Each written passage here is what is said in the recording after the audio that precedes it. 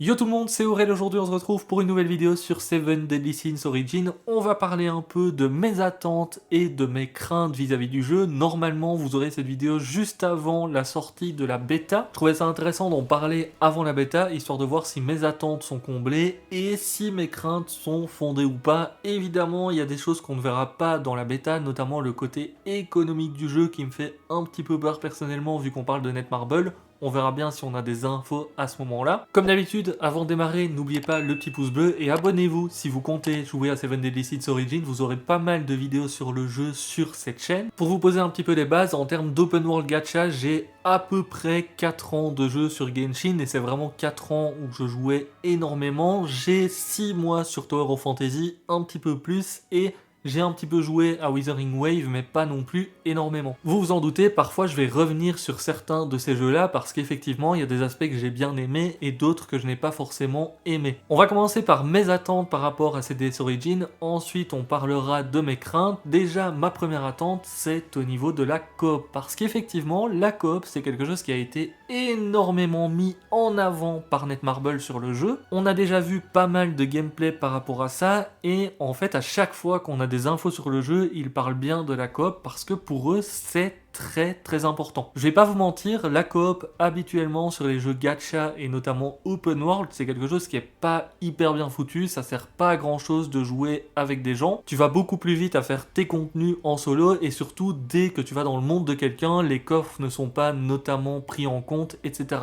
C'est ça qui est un petit peu dommage habituellement. Ici, j'espère qu'ils auront trouvé quelque chose pour que la coop soit intéressante et qu'on puisse vraiment faire l'aventure à plusieurs, peut-être pas forcément l'histoire principale, mais au moins tout ce qui est exploration, etc. C'est quelque chose qui pour moi n'est pas assez mis en avant dans les jeux gacha notamment. Parfois on a un petit peu de coop où on peut faire des boss ensemble et tout. Je pense notamment à Grand Cross où c'était vraiment cool de pouvoir faire nos démons à plusieurs, mais c'est vrai qu'à côté de ça, ça va pas très loin. À ce niveau-là, je fais assez confiance à Netmarble parce qu'en soi, dans la plupart de leurs jeux, on va pas se mentir, ils aiment bien justement proposer des petites choses à faire à plusieurs et globalement, c'est plutôt bien fait. Sans oublier qu'on aura aussi un mode guild sur le jeu et on va pas se mentir, sur Grand Cross, je pense que tous les joueurs qui ont joué un petit peu au jeu avaient une guild et c'est vraiment un aspect qui était très cool, ça permet de rencontrer des gens et tout.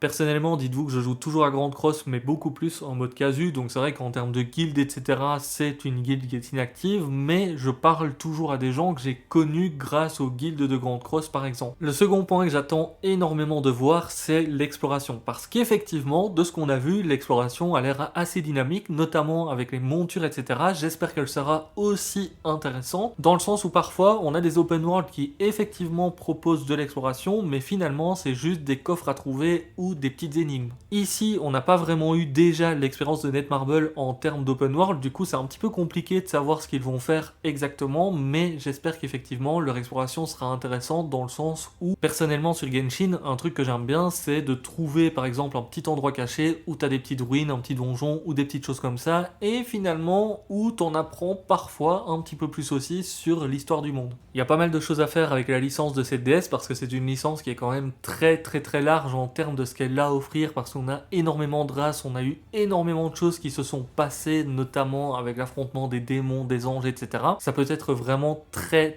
intéressant et c'est pour ça que j'attends de voir un petit peu ce qu'ils vont nous proposer en termes d'exploration. Un truc que j'attends énormément de tester aussi, c'est vis-à-vis du gameplay. Parce qu'actuellement, en termes de gameplay, on en a eu pas mal en vidéo, etc. Maintenant, c'est du gameplay qui se fait un petit peu vieux parce que le plus gros gameplay qu'on a eu, ça date de la G-Star 2023. D'ailleurs, vous aurez peut-être ça en fond dans cette vidéo. C'est un point que j'attends énormément de voir, mais qui me fait un petit peu peur en même temps parce que c'est vrai que le gameplay qu'on a pu voir jusqu'ici, ça a pas l'air non plus ultra dynamique, ça se rapproche énormément d'un Genshin. Personnellement, ce que j'aime bien, c'est les gameplays où t'as des esquives parfaites, des parades, etc. à faire, et c'est vrai que là, ça a pas l'air d'être le cas, faudra voir un petit peu, parce que c'est vrai que les gameplays qu'on a, c'est pas des joueurs qui sont professionnels sur le jeu, parfois ça arrive que dans les gameplays qui sont montrés avant la sortie du jeu et tout, les gens jouent pas forcément ultra correctement, donc c'est pour ça qu'il faudra voir un petit peu ce que ça donne, mais j'espère qu'on aura un gameplay de combat qui est dynamique, et aussi j'espère que la coop ne va pas trop casser celui-ci, parce que parfois on a des jeux qui sont très cool en solo, puis finalement quand tu te retrouves en coop, c'est pas trop ça. Un autre point que j'attends énormément de voir, c'est vis-à-vis du farm d'équipement. Dans les gameplays qu'on a pu voir, on voit qu'on drop à peu près sur tous les mobs des équipements, etc., notamment sur les mini-boss. Pour moi, c'est un aspect qui est parfois raté sur les jeux open world, dans le sens où en fait on a deux types de jeux. Soit on a des jeux qui nous proposent un farm quasiment illimité comme Withering Wave finalement, parce que tes échos tu peux les farmer en illimité. Soit on a un farm qui est ultra restreint comme Genshin par exemple, et finalement t'es là, tu peux pas farm comme tu veux et c'est très compliqué de se stuffer. Le truc c'est qu'actuellement pour moi aucun jeu n'a réussi à trouver le juste milieu entre tout ça. WoW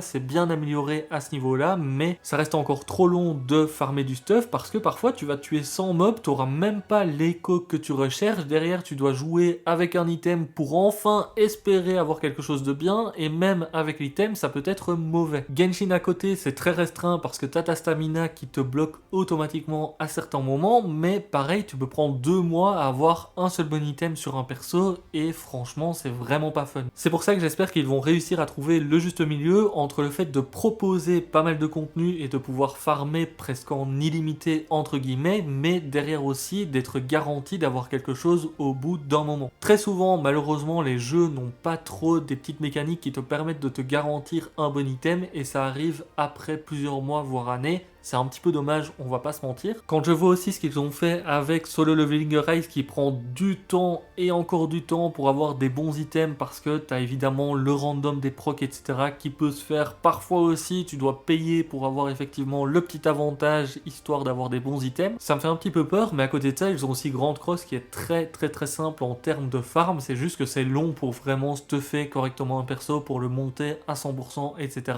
Du coup je me dis qu'à tout moment ils vont réussir à trouver un petit mix des deux pour avoir quelque chose de très sympa, et c'est ce que j'espère. Concernant mes craintes maintenant, je vais pas vous mentir, j'ai deux grosses craintes concernant le jeu. Il y en a une où on a déjà eu un poil de réponse dans la FAQ des développeurs, du coup j'attends de voir, mais je vais quand même en reparler ici. La première c'est concernant l'économie du jeu, parce qu'on le sait, Netmarble ils sont assez greedy. D'ailleurs quand je vois des avis par rapport à cette DS Origin, par rapport aux attentes des gens et tout, il y a beaucoup de gens qui sont en mode « Ok, c'est Netmarble, je n'y touche pas ». En soi, je peux comprendre, parce qu'on a déjà vu certains de leurs jeux se planter complètement par rapport à la monétisation. Personnellement, j'avais joué plus d'1 mois à Ni no Kuni, c'était très cool, mais on va pas se mentir, la monétisation a complètement tout niqué. Par contre, il y a un truc que je peux pas leur enlever, c'est que si on prend en compte par exemple Grand Cross ou bien Solo Leveling Rise, c'est vrai que c'est des jeux où tu peux avoir tous les personnages sans mettre un centime. Le problème c'est que dans leur monétisation, très souvent ils sont greedy parce qu'un personnage qui n'a pas de doublon ne suffit pas à clear tous les contenus ou à faire ce que l'on a envie. Grand Cross c'est un petit peu plus particulier parce qu'on est sur un jeu qui a du PVP, et du coup pour le PVP effectivement ne pas avoir de doublon c'est chiant. Pour le reste tu peux quand même t'en sortir et avoir tout le roster du jeu. Évidemment, il faut jouer un minimum pour ça. Solo Leveling Rise, c'est un petit peu pareil, tu peux avoir tous les personnages du jeu, parfois même avec des doublons, etc. Ça peut dépendre des célébrations et tout. Le gros problème, c'est qu'un personnage qui n'a pas de doublon sur Solo Leveling, c'est assez compliqué pour faire les contenus endgame. Sachant qu'en plus de ça, sur le jeu, vous avez pas mal de modes avec des classements, etc. qui vont comparer les joueurs. Heureusement, c'est par serveur, donc ça limite un petit peu la casse, mais dans tous les cas, c'est vrai que si tu veux te classer très correctement, tu peux pas en free-to-play. C'est là où il faut faire très attention, parce que je vois souvent des gens dire « Ouais, Solo Leveling Rise, franchement, la monétisation, ça va, c'est pas comme leurs autres jeux. » Pour le coup, personnellement, je suis pas d'accord, parce qu'encore une fois, ils sont greedy sur le jeu, il y a plein de packs dans tous les sens, il y a plusieurs passes de combat, vous avez même un abonnement qui peut vous donner des QOL, et pour le coup, pour moi, ça, il ne faut pas que ça arrive sur cette DS Origin. C'est vraiment pour moi le gros problème dans les systèmes économiques des gachas, quand il y a des QOL derrière des abonnements ou des packs, etc.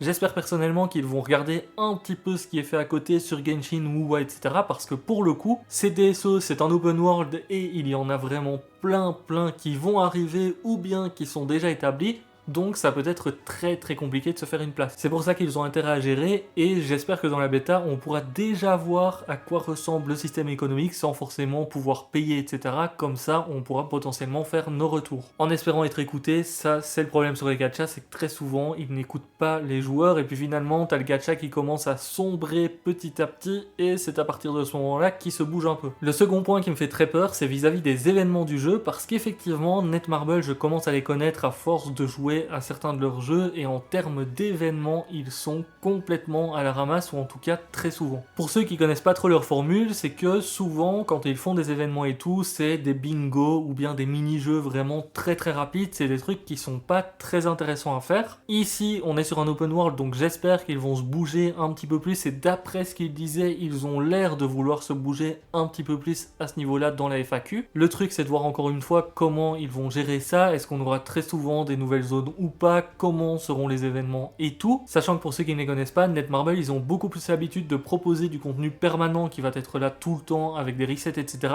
que de proposer des nouveaux événements différents. C'est d'ailleurs un petit peu ce qui se passe sur Solo Leveling Rise. C'est vrai que depuis le début du jeu, c'est des événements qui sont très proches l'un de l'autre, qui tournent en rond, et le contenu qui est proposé, c'est vraiment du permanent à côté. Le problème, c'est que le permanent, c'est bien, mais quand t'as des nouveaux modes qui sont ajoutés, tu fais vite le tour, et finalement, ça peut devenir très redondant. C'est pour ça que j'ai un petit peu peur de ce qu'ils vont proposer, et j'espère qu'ils vont vraiment prendre en compte qu'on est sur un open world. C'est des jeux qui peuvent proposer beaucoup plus que de simples bingo, donc s'il vous plaît Netmarble, profitez-en, mettez des vrais événements cette fois-ci, des vraies choses à faire sur le jeu, et pas seulement des bingos à chaque mise à jour. N'hésitez pas à me dire en commentaire ce que vous attendez sur le jeu, quelles sont vos craintes et vos attentes par rapport à celui-ci, selon les jeux que vous avez déjà testés de votre côté, et qui sont justement des open world. Moi je vous laisse là pour cette vidéo, je vous dis à très bientôt, ciao